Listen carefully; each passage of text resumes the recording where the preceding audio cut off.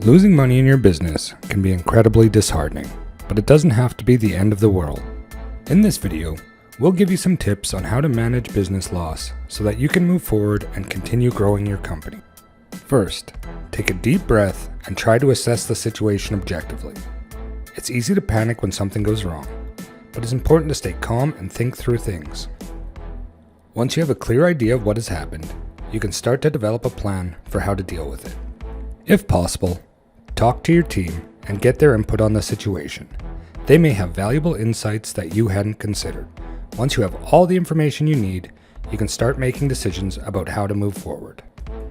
There are many reasons why businesses fail, but some of the most common causes include poor management, inadequate funding, and bad marketing. Poor management is often to blame for business failure. If a business is poorly managed, it will likely struggle to succeed. Inadequate funding is another common cause of business failure. Many businesses do not have enough capital to sustain themselves long term, which can eventually lead to bankruptcy. Finally, bad marketing can also doom a business.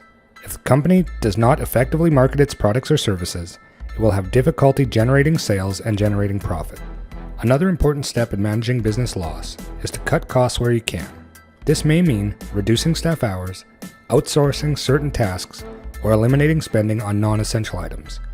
Every little bit you can save will help offset your losses. It is important to keep a positive attitude and remain hopeful for the future. Remember that even the most successful businesses have had their share of setbacks. If you stay focused and work hard, you can overcome any obstacle. If you're a beginner, when it comes to managing business loss, budgeting is key. You need to be aware of all the potential costs that could come with running your business and plan accordingly.